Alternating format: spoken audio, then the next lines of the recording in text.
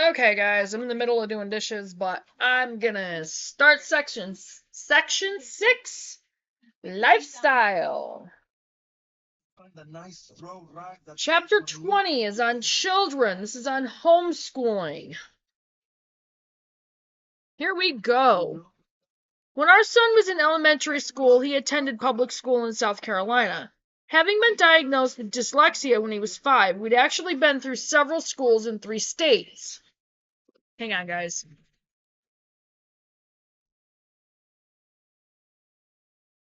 Give me a second.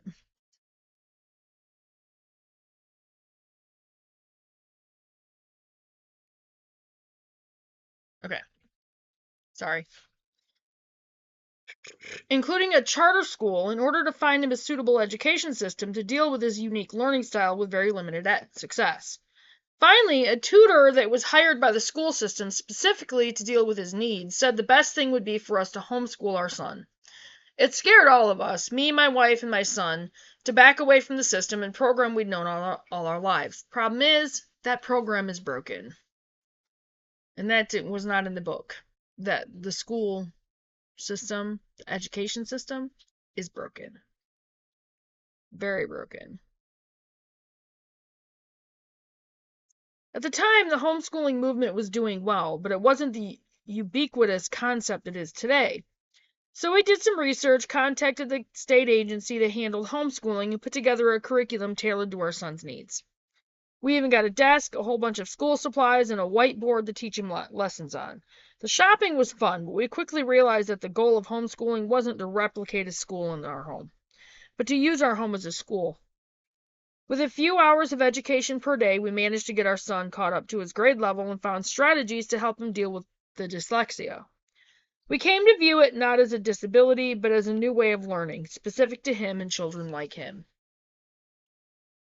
Just forgot my hand for a second. While we occasionally worked with homeschooling groups in the area, we wound up taking a student-focused approach that took in all that we experienced and dealt with in our house. He learned fractions while cooking, he counted money during shopping trips, he learned about life sciences on hikes and trips to state parks. We visited museums and aquariums where there would be a learning opportunity. He used comic books to expand his vocabulary and get comfortable with reading. He graduated high school in 2016 and started college in January of 2017. When we started homeschooling, we were worried he'd be socially stunted. However, during numerous outings, both with adults and children his age, as well as opportunities to participate in sports, library programs, 4-H clubs, and art classes, he managed to make all sorts of friends. Honestly, the socialization issue just wasn't that big of a deal. And honestly, the socialization that kids get in public school systems, they can do without. All right. Lessons learned on the homestead are applicable to just about every area of study. My daughter started her own business at the age of 10 and continues to thrive. In fact, we enjoyed the process of his homeschooling so much that we decided to homeschool his baby sister as well. She's in the 5th grade and is thriving. Homeschooling and homesteading go together like peanut butter and chocolate. Having kids at home helps keep homesteaders grounded, provides a little extra labor, and the lessons learned on the homestead are applicable to just about every area of study. I just read this. If you want your kids to learn about math, take them to the farmer's market and have them handle the cash while you sell vegetables. Teaching them writing and reading, have them write a blog post for your social media site. Need to work on handwriting? They can make signs. Science is obvious, as a plethora of growing things, bacterial activities in the kitchen, and animals running all over the place provide a chance to talk about everything from climatology to biology.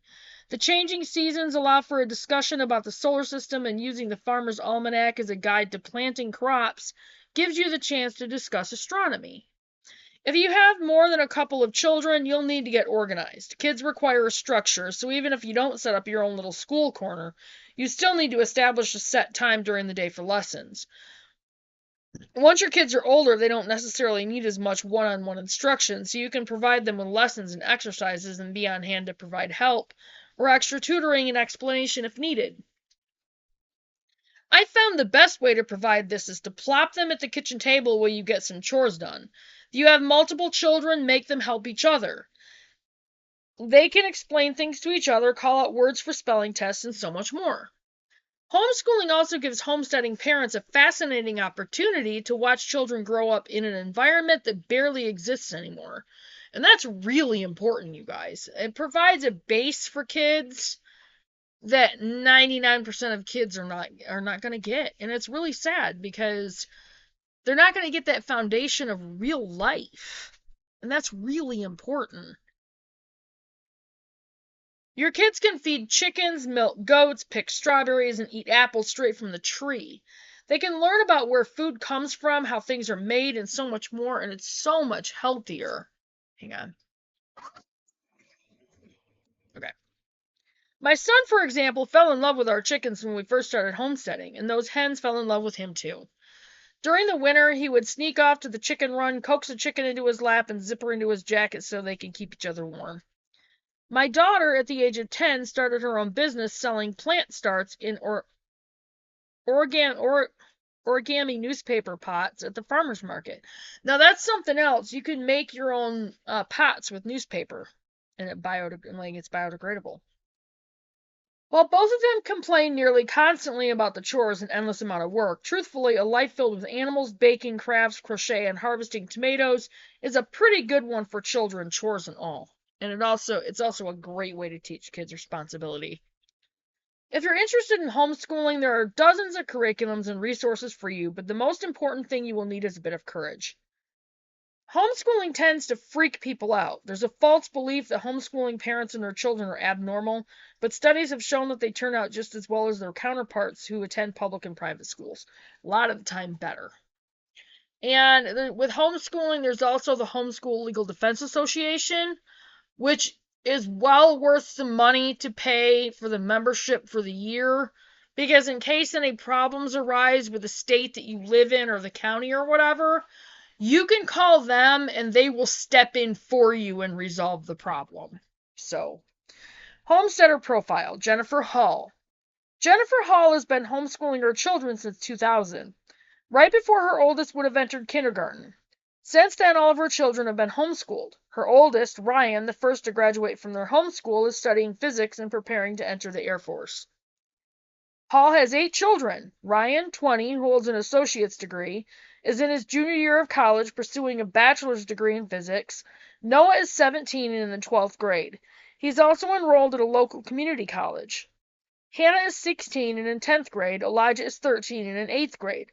The family also includes Jonah 8, Josiah 7, Moriah 5, and Zara is 3. Home education made sense for our family for numerous reasons. When we began, my husband was active duty military, which we expected would entail relocating every few years, and homeschool would allow us to continue schooling without interruption or switching schools. Hall said, "We wanted to educate our children in line with our religious beliefs, and we felt that it was our responsibility as parents to decide when our children would be exposed to sensitive topics. We felt that we could provide a flexible and dynamic education based on and tailored to each one of our children's personal needs." Hall said their school has evolved and changed over the years based on the needs of the children, where they lived, her husband's deployments, and having more children.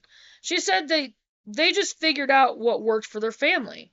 The family has participated in homeschooling co-ops, support groups, 4-H, vocational training, and have enrolled for college level courses while still at the high school level of their homeschool. Blech. Over the years, we have been pretty eclectic in regards to curriculum choices. We prefer a mix of unit studies, mostly in the summer months, lots of reading, child-led lesson plans, with a core of phonics, reading, grammar, and mathematics. All of the children love and devour books. We have weekly trips to the library to supplement our fairly extensive home library, Hall explained. The biggest benefit, she said, was the time the children have to explore areas and topics they're interested in. And that's really important, too. For example, one child has developed an extensive yoga practice, another plays the guitar, and another is building a pollinator garden for bees and butterflies. That's awesome. The family is also able to spend more time outdoors, hosting classes, and just getting lots of sunshine and exercise. Swimming and gardening and learning even through the summer. And that's even more important. Our school operates on a year-round schedule, January through March, with a break around Easter in April. May through July with a break in August, usually around the time when public school resumes, and September through November with a break in December for Christmas fun and family time, Hall said. For me, giving our children a strong foundation in the core subjects, allowing them to find what delights them, providing them with a good lifelong love of learning, and building good character is the goal of our homeschool years. All right, resources.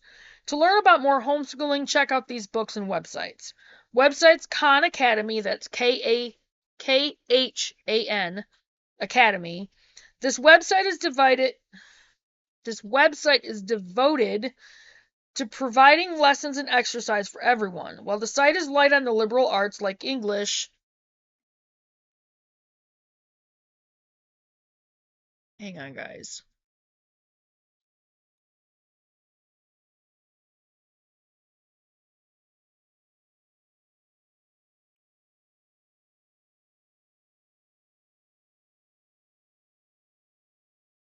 Its programs for math and science are unmatched. Find out more at www.khanacademy.org.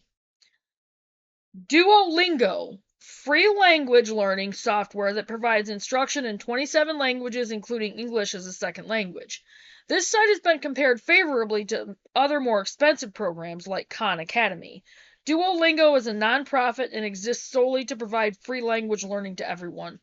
Get started at www.duolingo.com. Books: The Well-Trained Mind by Susan Wise Bauer, Bauer. Home Learning Year by Year by Rebecca Rupp, Rupp. Okay. There's a whole lot of other homeschooling books. When I was homeschooling Chloe, I read several homeschooling books. I did get the book called The Ultimate Guide to Homeschooling by Deborah Bell, which was a really good book.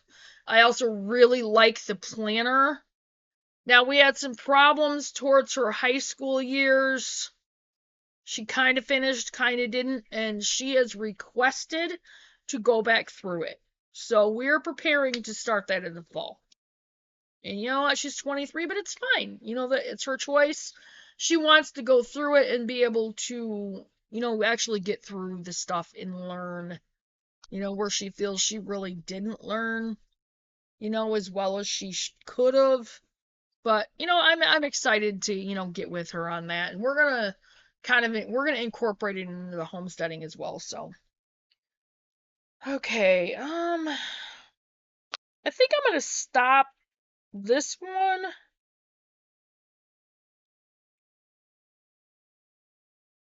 I'll make 2 videos out of this chapter because the next one is kind of pulls away from that a little bit. So I'm going to stop with this one and I'm going to upload this and I will get the next one up there as soon as I can. See you in a little bit, guys. Bye, guys.